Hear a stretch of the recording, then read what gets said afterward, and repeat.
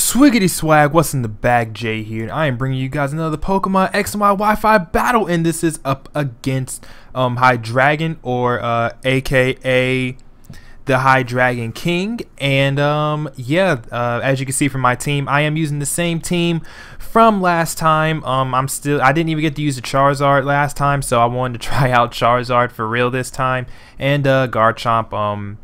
But yeah, looking at their team looks really hyper offensive. I don't know about the Rotom and the Trevenant. I guess those are the defensive Pokemon on the team, but everything else is really offensive. Freaking Diggersby, Azumarill, so that's what, double priority if the Diggersby has quick attack.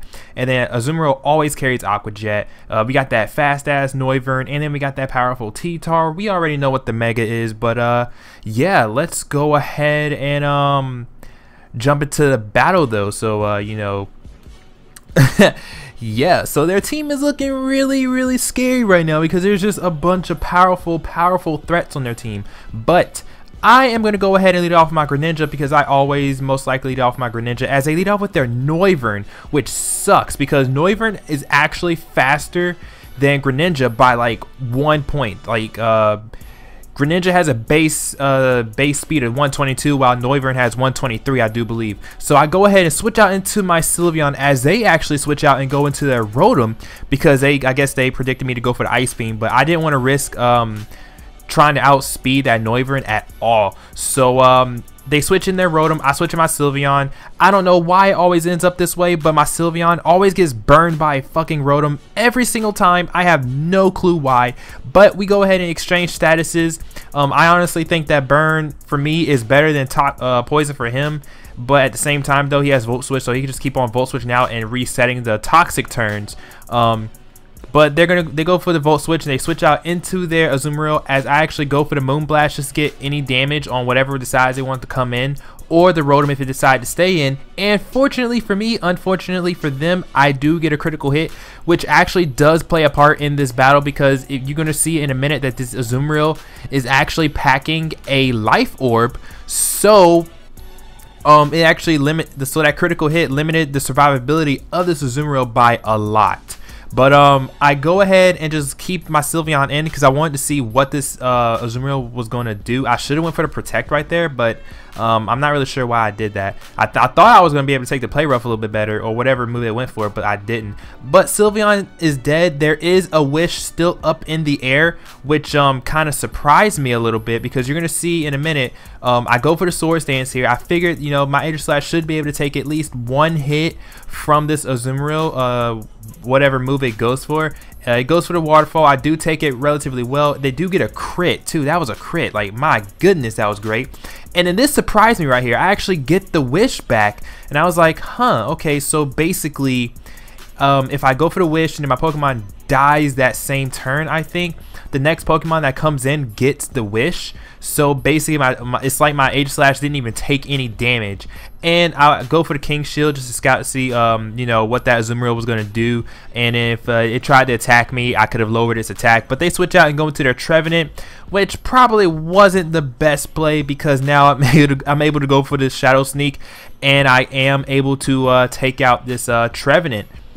So yeah, the Trevenant is not even a threat. It was probably packing Will-O-Wisp, so it's a good thing that I was actually able to smash that Trevenant right then and there, because I did not want my Aegislash burned. But in comes the Rotom.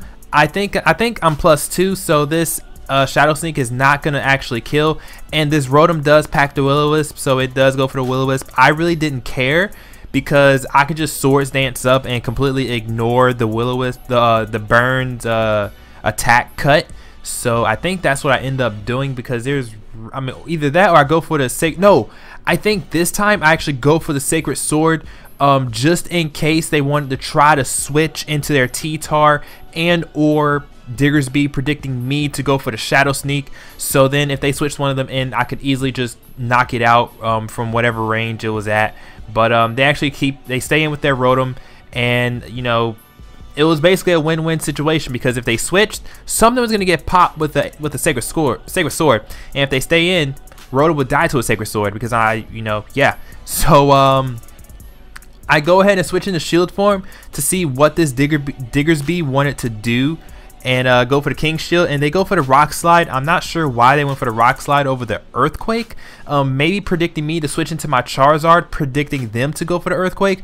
But, you know, at this point, there's really no reason for me to switch out because I can just, you know, practically wipe out most of their team with this Aegislash because I do have the boost. But they actually go for the Earthquake now, which was good by them because now I have to let my Aegislash die. But I see that this thing is Life Orb, so that's really good because they're going to be taking residual damage at each time they attack me. But I bring in my Charizard, I go ahead and Mega Evolve because I want to go ahead and get my Sun up so then I can have single turn Solar Beams, and I can go ahead and Solar Beam this fucking Diggersby to death. I am a modest this is a modest Charizard wise, so that is gonna hurt, so it's not gonna take that Solar Beam at all. And yeah, Diggersby is now gone, is no longer a threat. So my opponent now sends in Tyranitar. Yeah, obviously I'm gonna switch out. Obviously this is their Mega.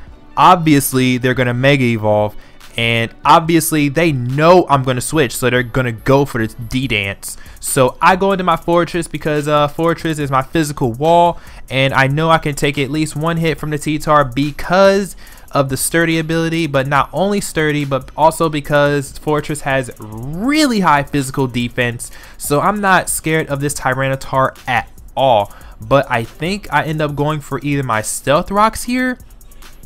I either go for Stealth Rocks or I go for the Gyro Ball to get rack up damage on this T-Tar. Okay, I go for the Stealth Rocks because I wanted damage on each and every Pokemon that decides they want to you know, switch in whenever my opponent decides to switch out or something.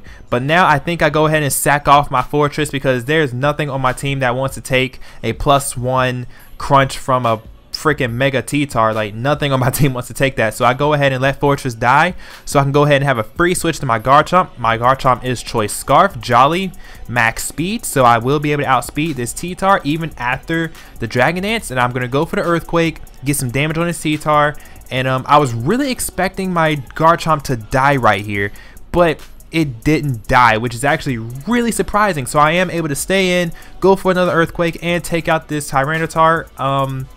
I'm not sure why they didn't switch into their Noivern, but I mean, yeah, why didn't they switch into their Noivern? Because they should have known I was Choice Scarfed if I outsped their +1 Tyranitar, unless they didn't have any kind of speed investment whatsoever. But yeah, I guess they weren't paying attention or something. I don't know. But I'm going to go ahead and switch out. I know the Aqua Jet is coming. I'm going to go into my Greninja to take the Aqua Jet and go ahead and let this Azumarill kill itself because it does in fact have the Life Orb. So yeah, there you go. Azumarill is now dead. So all they have left is their Noivern, and first it's going to take some Stealth Rock damage, which is great. But now I just go ahead and leave it in my Greninja to see if I can actually outspeed this Noivern, and surprisingly enough I do. So I was thinking maybe they don't have max speed IVs or speed EVs or something, I don't know. But the Noivern does die to an Ice Beam, and that will be is that GG? I do believe that is GG. So yeah, if you guys enjoyed this battle, leave a like, comment, and subscribe. If my opponent does have a channel, I will link their channel in the video description, and if they don't have a channel, I will link their Twitter in the video description. But yeah, hope you guys enjoyed, and I will see you guys later. Peace.